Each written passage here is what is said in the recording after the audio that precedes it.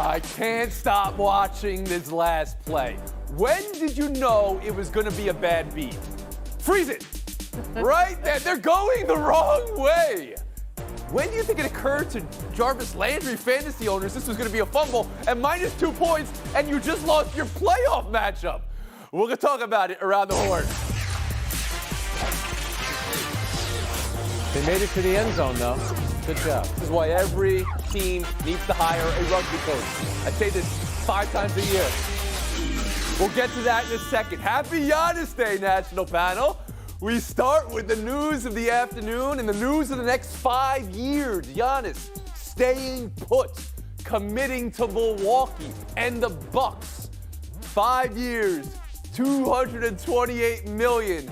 Supermax, the love below, the greatest contract in NBA history. Frank Isola, we'll start with you. What does this mean for Giannis? What does this mean for Milwaukee? What does this mean for the league? Yeah, you said it. It's great for all of them. The Antetokounmpo family, certainly the Milwaukee Bucks, small market teams in the NBA that are able to keep the players that they drafted. Here's a self-made guy that really didn't come from much in Greece, except for having a loving family, and look what he's become. 2-time MVP, now gets the big contract. Now it's going to be about building around him. He's a terrific player. It's funny. It's the richest contract in NBA history. He still needs to get a little bit better, but they also need to put a better supporting cast around him and chase championships now. Sarah Spain. It's great for Giannis money-wise and stability-wise, and it's great because he has unfinished business there. As much as we've seen players go to other markets to get what they're looking for, he wants to win it there, and he wants to be loyal to them. And when he's done in 5 years with this contract, he'll be 31. He can go somewhere else if it doesn't work out, but this makes this a destination for free agents. They know he's going to be there for the foreseeable future. They can make a decision to join him and see if they can get on a championship team. And it's, again, like Frank said, great for small market teams to be able to prove that they can hang on to these guys and hopefully turn it into a championship. Well, Frank said it. Then Frank gets the point. Sarah Spain. Woody Page will bring you in here on the news. Giannis Supermax committing to Milwaukee. Yes, it's good for everybody. The league, the team, the city, the player. But you got to change the nickname of the team to the Milwaukee $228 million because that's exactly what they're putting out. I think that this makes more sense. As soon as I heard about this, I thought back to Kareem Abdul-Jabbar, who was there, brought them a championship, and then moved on to Los Angeles. And so the small market teams have had problems over the years because I've been covering one for a long time. And this just speaks to that you don't have to be in New York or Chicago or LA or Miami in order to compete, for a championship or compete for attention or compete for the advertising dollar. Well, I just think that it really does help the league. It helps Milwaukee and what they're doing with the Packers. They're trying to put together a conglomeration there. I think it's a great idea for everybody. And Clinton Yates. I agree. It helps the state in terms of Wisconsin and being a place in terms of the sports lore that we don't just look at as a hinterland. It helps the NBA in terms of the structure of what a team has to do in order to be able to keep a star like Giannis. If this didn't work, then what is all this other stuff about in terms of how franchises are supposed to keep that kind of talent? But I think, thirdly, Frank, I don't know that it's you've got to build around him and maybe sort it out. We talked the other week about whether or not this is a championship or bust season. In my opinion, there's still a large element of that. This guy is very good. They brought on Holiday to make this team better. I don't think that you can just sort of say, oh, he's going to be here forever. Now we can take it. They're good now. Frank, you want to address that? Budenholzer's a guy who can do that. Well, and I think there'll be a lot of pressure on the head coach, Mike Budenholzer. I think at the very least, if they get to a conference finals and don't play well, he could be in some trouble. But to Clinton's point, though, remember, Tim Duncan, small market in San Antonio, what did they do? Manu Ginobili was a second-round pick. Tony Parker was the last pick of the first round. That was the core of that team. You do not need necessarily lottery picks to build a team. That's the best drafting maybe in NBA history, having 2 Hall of Famers in that regard. Frank, you did say something, though. Get better. You're talking about Giannis still needs to get better. What specifically in his game are you focusing on there? Well, Tony, remember the last 14 games that the Bucks have played in, they're 5-9, and Giannis needs to get better from the free throw line because he gets fouled all the time. I think he'll get better on three-pointers, but maybe developing more of a post-up game, that would help also. His game for the regular season, he just overwhelms teams. But come playoff time, when the game slows down, he needs to vary his game a little bit more, but make free throws. That's important. That's well said. Thank you. We'll move on. Let's talk game of the year in the NFL. And it's almost comical when you try to remember everything as it played out. Baker and Lamar. I was cramping. I ain't putting Paul Pierce. I didn't put He says it wasn't a Paul cramping. Pierce situation. Get out of the way. Some of his teammates seem to disagree, but how he came back. This was like W and takeaway. What does it mean? What does it maybe not mean? My number one takeaway from this is that we saw perhaps the closest thing to the top form of both of these quarterbacks we've seen in a long time. And I know that's weird for Lamar because he only had 3 passes at halftime and he didn't necessarily look that great in terms of not completing all the things he wanted to on the last drive. But he did it when he had to, and his legs became something that ultimately defenses had to stop and stare at, which is what the biggest threat is when he's deciding that he wants to be able to do that on offense. As far as Baker Mayfield is concerned, that was the first time I'd seen him and been like, oh, this is what it looks like. On time, down in distance. You've got your timing going well. It was fantastic. But the last takeaway I'll say from this is Kevin Stefanski is obviously the coach of the year to me at this point. In terms of first-year coaches in the league, he's doing better than everybody else. And this squad has come from a place that people thought it was going to be to where it should be now. I know Pittsburgh is a big deal, but the Browns have had the best job from their head coach. So you're taking a lot of positive from Cleveland. And I hear what you're saying about Baker Mayfield yesterday. Seems like you missed the game against the Titans the week before when he had 4 touchdowns in the first half. Woody Page, I'll bring you in here on, does this mean more for Baltimore or what you saw from Cleveland? How did this happen last night? After the game was over, my bigger picture sort of reaction was, this is what the NFL needed. After what Baltimore had to go through 2 weeks ago, having so many players, including Lamar Jackson, sidelined by the coronavirus, by canceling games, postponing games, changing schedules all year, wondering if they were going to get through the season, and to have a game like that, that is a signature game for the NFL this year, that they can look back on it and say, yes, through all of the problems we had, we merged with a Monday night game that may be one of the most special in the history of the game. I mean, we've never had in the NFL history a game that ended up 49-42. I mean, think about that. With 47, 100 years, 47-42, yes. Scoregami is what that's known as. Thank you, bit. Woody Page. Okay. Sarah Spain, you want to focus on Baltimore? You want to focus on Cleveland? You want to focus on Lamar Jackson and everything that played out there? Go ahead. I'll start with the last one. I think we all, as a collective, got out the poop jokes last night, except for one that was suspiciously missing, which is the game ended sort of with a fart noise, safety. Right? It was like nobody picked up on that very last. Okay. It's a very childish thing from my with a youth, deuce. if anyone We got you. remembers Right, safety. all right, yeah. Anyway, here's the thing. We ended up with a game where whichever team lost, we were going to feel like they could have absolutely earned the win. And it covers up some of the things. The fact that Cleveland had 7 fumbles and none of them were recovered is a stat that stood out to me. The fact that that defense, both defenses, gave up so many points in the waning moments when they could have shut it down. There's obviously some flaws there. But in the end, what you get is a Ravens team that would have dropped to a 37% chance of making the playoffs, and instead they go up to 88%. You've got a Browns team that's still in good position to make the playoffs. So both teams improved, in my eyes, despite Cleveland taking the loss, because I saw another performance from Baker Mayfield to back up what we saw against the Titans. Previous wins for them have been against pretty bad teams, so this was proof that they are getting better. And then a Ravens team that I'd kind of given up on, and then we see Lamar Jackson looking like the Lamar Jackson of last year, and all of a sudden they're going to be a team to contend with again. Okay. If you gave up on them, that's on you. That's not exactly on the Ravens, Sarah Spain. They are the 8th seed in the playoffs, Frank. And the one problem with that is there is no 8th seed in the playoffs. So what did the win do for the Ravens? Oh, it was huge. Anytime you win on the road, I think it did a lot for Lamar Jackson's confidence. The way that he played, he completed his last 5 passes, put them ahead, and then obviously he drove them in position for the game-winning field goal, go-ahead field goal. That 4th down play, that was Patrick Mahomes like, where you scramble, they think you're going to run, but you're always still thinking about the big play, and he throws that downfield. That was terrific. He's had some peaks and valleys all throughout this season. That was MVP Lamar Jackson in those moments right there. Woody, you brought up how this is such a signature game. To remind me of the Rams-Kansas City game Monday night, the game that was a combined 100. Yeah. And, you know, one of those teams did go to the Super Bowl that year. Another one got really, really close. Makes you wonder, is this game a launching pad for teams? Because there was that shot of Browns fans in the stands afterwards, looking like Browns fans typically look, pained. And I'm not sure that tracks with this game, how this team should feel after it, Woody. Yeah, I didn't understand why there was such a bad reaction. This is not the old Cleveland.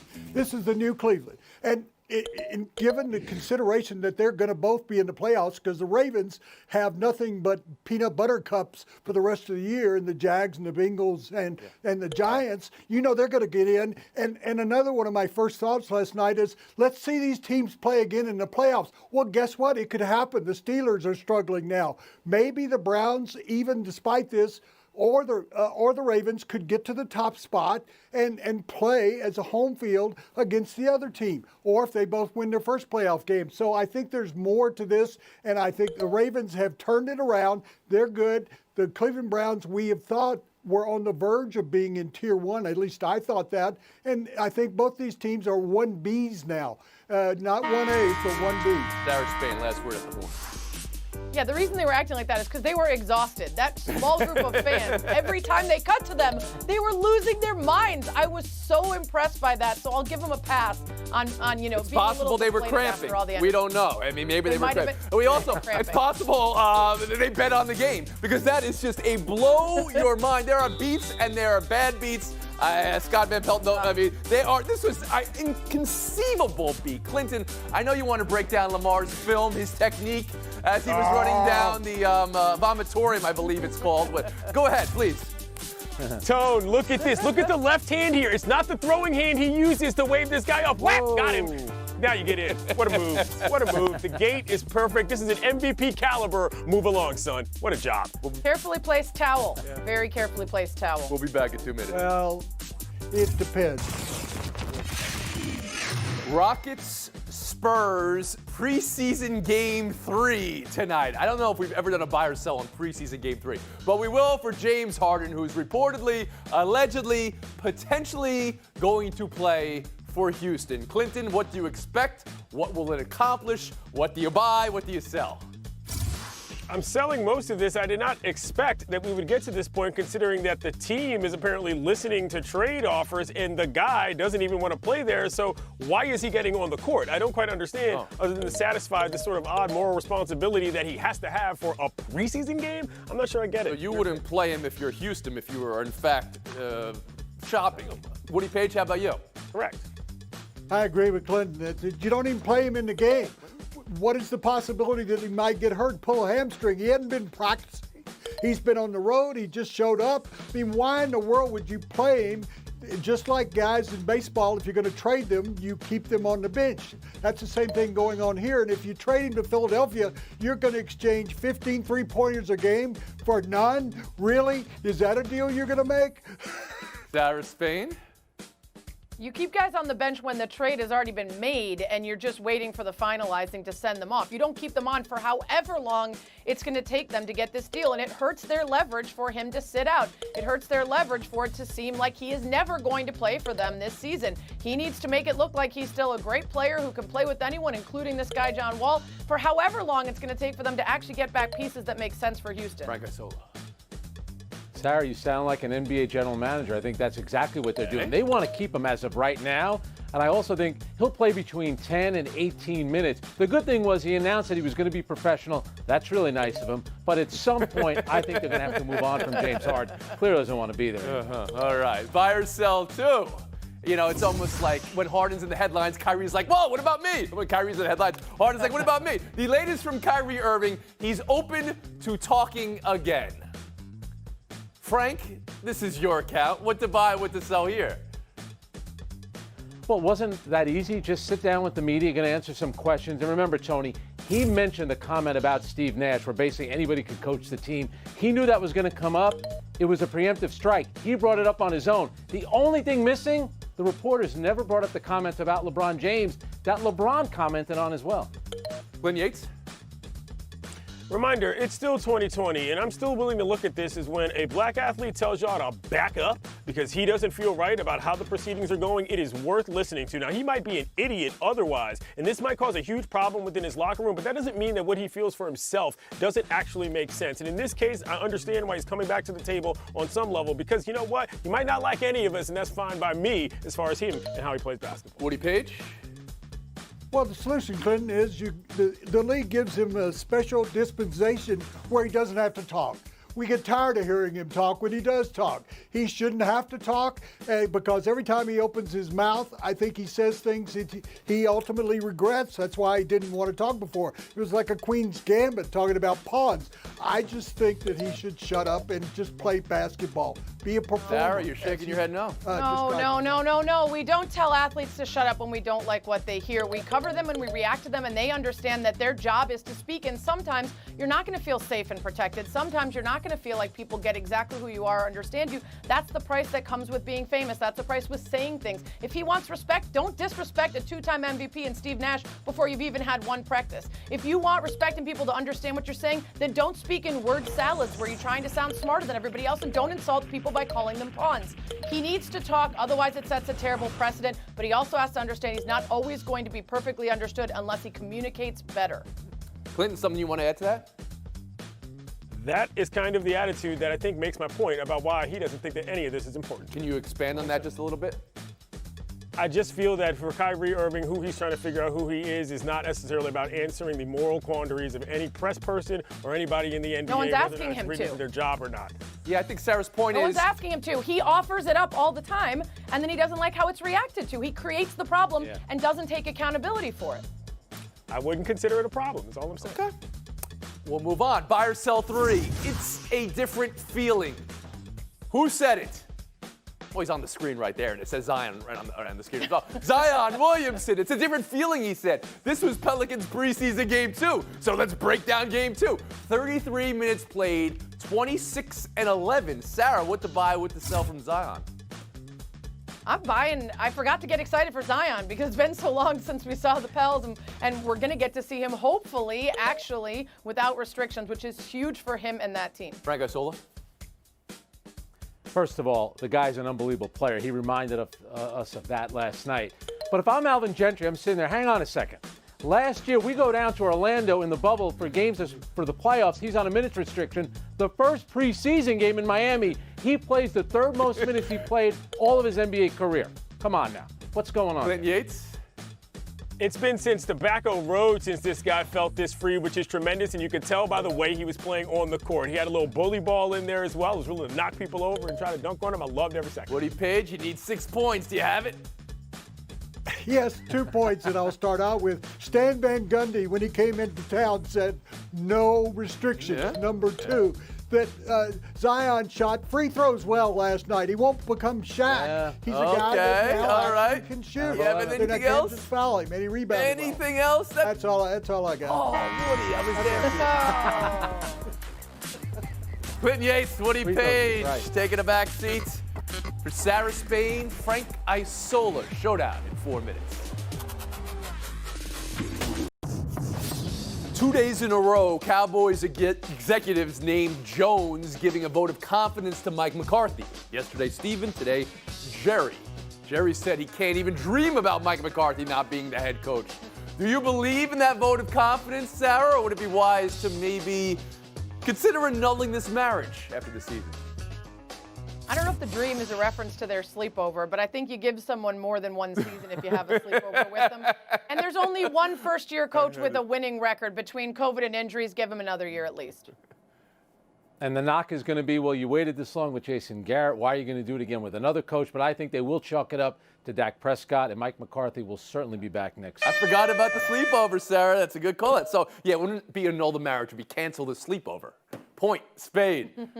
I'm still on this last play from appearance. Landry losing points like that. Or your player, Josh Jacobs, this weekend, pranking you before the game, telling you he's not playing, so you'd bench him, only for him to play, and then middle finger emoji you. Frank? It was Landry. He was put in an impossible situation. But you know what? Teams have become so sophisticated at defending that, they need to do what a famous host on ESPN says, hire a rugby coach for the latter. Yes, exactly. Yeah, he said it earlier in the show, too, which was great when he said it earlier in the show. The worst one is the intentional one, because Landry came within the game, which we're all used to seeing those bad beats. But Jacobs tried to trick guys, which, I mean, I guess some fantasy owners deserve it, but it's got to be fun. I said it on the conference call before him. Sarah Spain, 30 seconds of FaceTime. I don't have any kids, but I'm a kid at heart. And for those of you who are like me or have kids, Nickelodeon is going to run one of the NFL wildcard games with googly eyes on the players and slime trails on the kicks and SpongeBob celebrating. This sounds so fun to me. And if there are alternate viewings of games and it gets young fans to get into it, I am so here for it. Let's do it. We are the Nickelodeon generation, right? Clinton, Sarah, what was your favorite Nick? Secret World of Alex What was your Mack. favorite? My Oh, yeah? jam. Double Okay, Dare. I love that Double show. Dare. Double Dare for me. Oh, Double great. dare. 23.5 hour break.